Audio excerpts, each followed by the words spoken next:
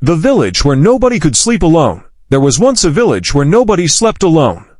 Not the children, not the elderly, not even the strongest men in the town.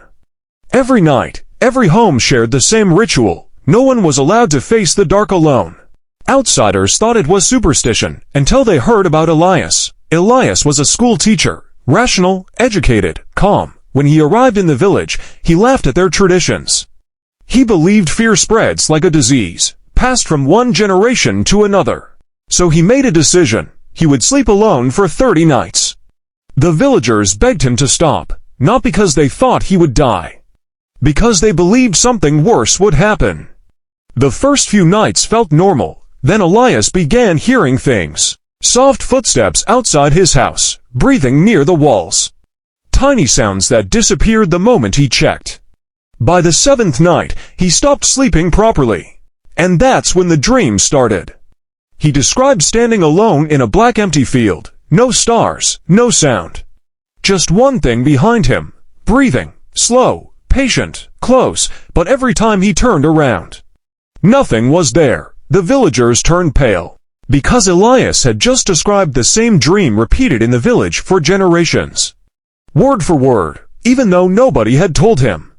That was when people stopped laughing. By the 10th night, Elias became different, distracted, emotionless. Sometimes he paused mid-conversation, like he was listening to someone nobody else could hear. Then he said something terrifying. He claimed isolation splits the human mind apart. The social self, the hidden self, the version of you buried underneath everyone else's expectations. And according to him, loneliness slowly pulls that version to the surface. Modern psychology says something strangely similar. Humans are not built for prolonged isolation.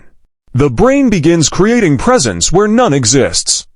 People hear voices, feel watched, experience reality differently. Because for most of human history, sleeping alone meant danger. Your nervous system still remembers that uncomfortable feeling at 3 a.m. That urge to check behind you after turning off the lights. Your brain may still be reacting to ancient survival instincts. But Elias kept going, because curiosity is dangerous once it takes hold. On the 14th night, villagers heard screaming from his house. When they entered, Elias was sitting in the corner, shaking violently.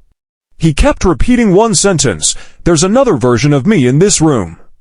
After that night, he barely spoke. And then, he disappeared. No footprints, no signs of struggle, nothing. Just one sentence left beside his bed: if you sleep alone long enough, eventually you meet the person inside you. The villagers never slept alone again, and maybe they understood something modern humans are only beginning to realize. People today are more connected than ever, yet more psychologically isolated than any generation before. We fill silence with screens, noise, distractions. Because deep down, many people are terrified of being truly alone with their thoughts. Maybe loneliness doesn't just hurt emotionally. Maybe it reveals something humans were never meant to confront for too long.